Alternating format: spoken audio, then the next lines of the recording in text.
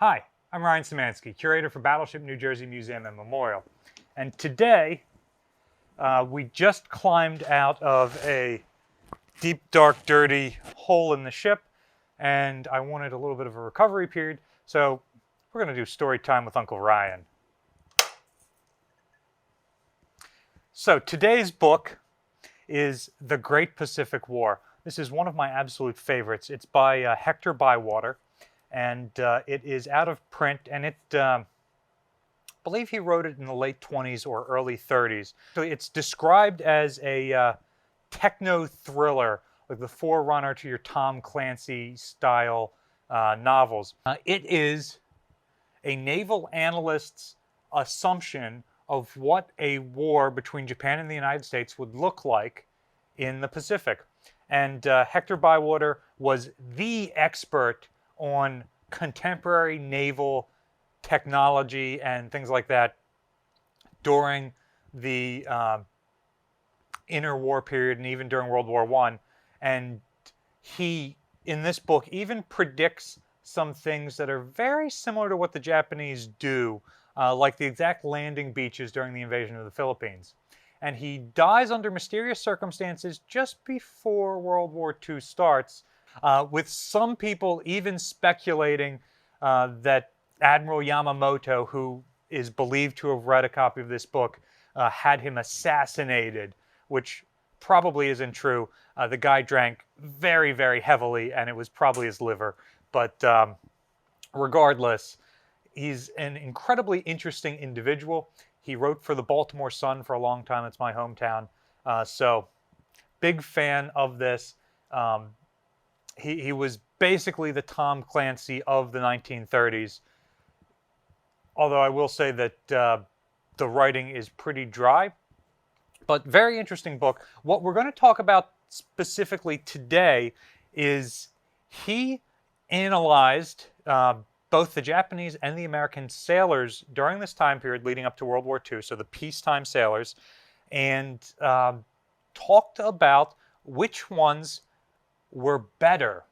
But first, here's a word from our sponsors, Kamakoto Kitchen Knives. We're in the officer's galley today with the official cooking knife of Battleship New Jersey, Kamakoto Kitchen Knives. These are made of high-quality Japanese steel. Each knife comes with a certificate of authenticity, instructions on how to sharpen it, and they come in this fine ashwood box, which makes them an excellent gift idea. It's real easy to wrap this up, take it somewhere for Christmas. Each knife is individually inspected and comes with a lifetime guarantee. Our box comes with a set of 3 knives here. I don't know anything about cooking, but we've released some other videos recently where we use these Kamakoto knives to cut fire hose, which is one of the toughest things to cut here on the ship. And they're used by Michelin quality chefs all over the world. Kamakoto has several special offers going on right now and is offering my viewers an extra $50 off with any purchase using discount code Battleship. This is on top of the other special offers that they have right now for the holiday season. Go to kamakoto.com/battleship today to get your knife set and support the museum. The active personnel of the Japanese Navy included 7,500 officers and 70,000 men.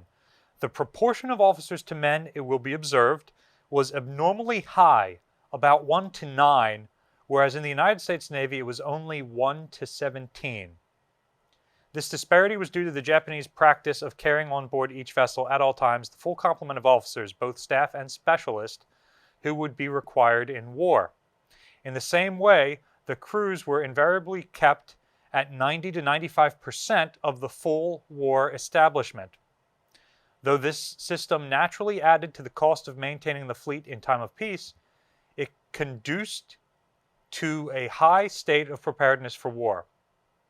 So far as the first-line fleet was concerned, it lived always on a footing of instant readiness for action, and mobilization was therefore only the affair of a few hours. Behind this active personnel stood a reserve of nearly 50,000 officers and men who averaged 15 days training per year during the 7 years they remained in the first band, which is like the first tier of reservists. Japanese naval discipline, at one time extremely good, had tended to deteriorate in recent years, probably owing to the spread of anti-militarist doctrines among the class of population from which the seamen were drawn. Nevertheless, for all-around quality, the personnel was equal to that of any other fleet. The officers were well educated, painstaking, and absorbed in their profession. The men were intelligent and, when properly led, obedient and devoted to duty.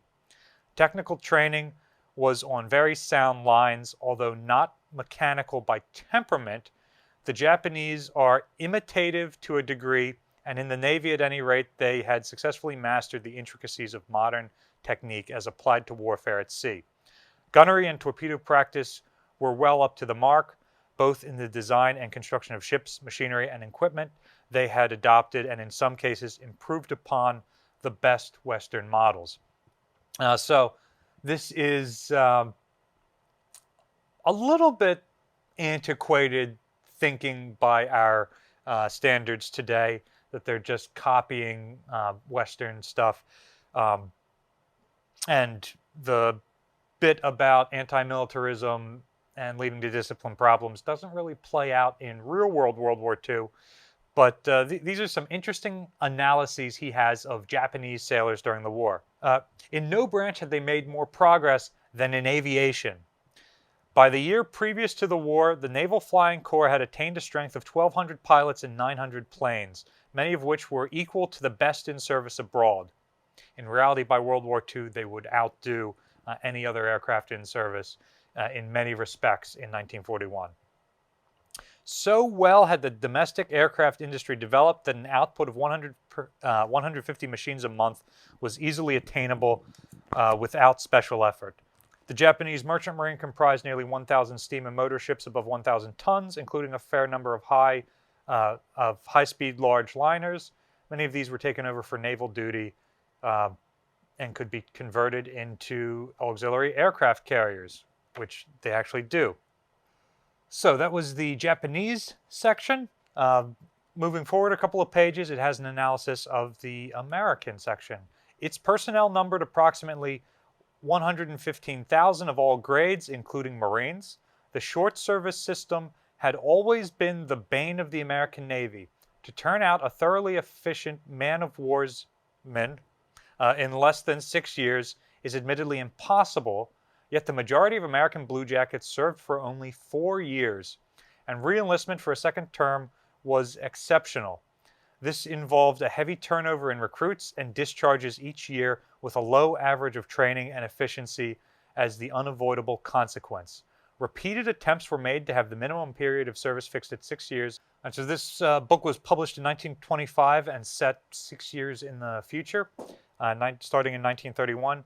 So this is fiction, it's not accurate. Not until 1929 was the reform sanctioned by Congress.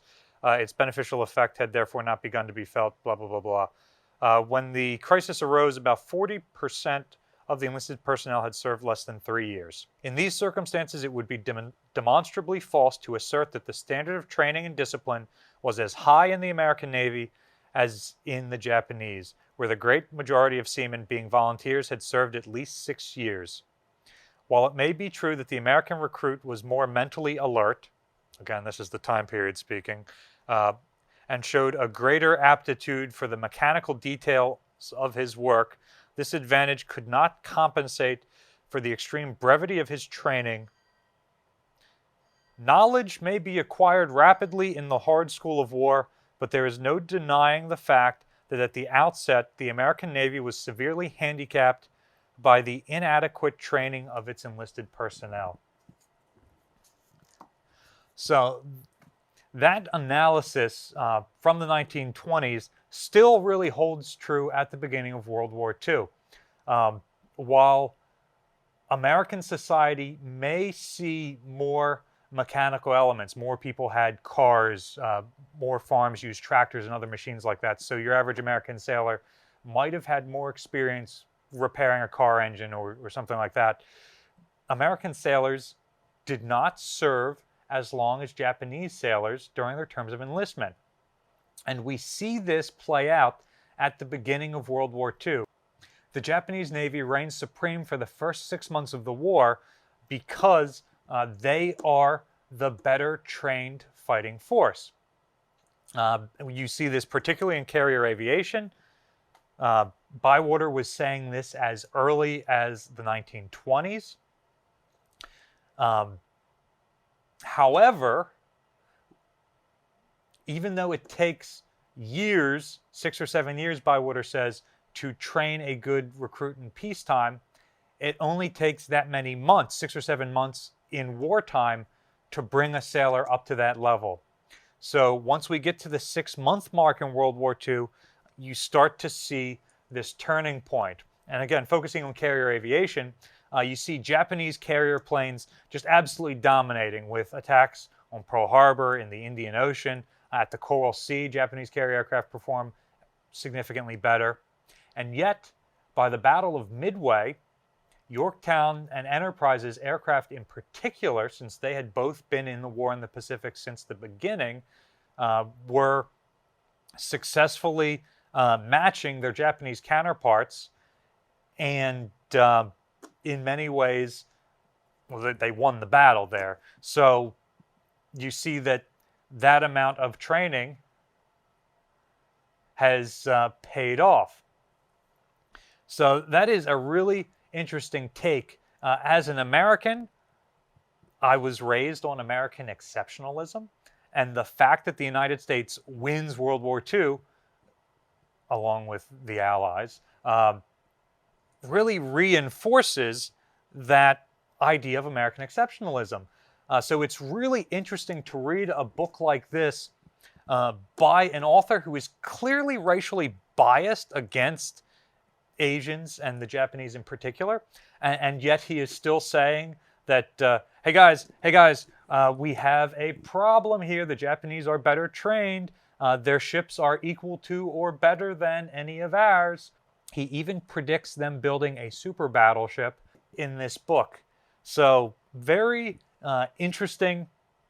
Even though it's fiction, it's a great historical analysis by one of my favorite, I can't call him a historian because he was studying contemporary topics, but this journalist and military analyst during the interwar period really predicted some very interesting things that turned out to be true. He got a lot of stuff wrong too, I should point out. Because he's writing post-World War I, he talks about the use of poison gas in a naval setting during his hypothetical Great Pacific War in the 1930s. So, he's clearly not looking through a crystal ball, which only makes the accuracies he got from his analysis even more interesting. So this specifically looked at the American and the Japanese sailors during the interwar period. Who do you think started World War II with the best sailors? Who had the best sailors in 1939? Let us know in the comment section down below. Battleship New Jersey receives operating support from the New Jersey Department of State, also from a number of other businesses and private individuals like yourselves. In particular, we really appreciate the support from Kamikoto Knives. Remember to check the link in the description below and use kamikoto.com/battleship and the discount code BATTLESHIP to not only get a discount on your next order there, but to also support our museum. You can also support us by liking, sharing, and subscribing so more people find out about us and our channel. Thanks for watching.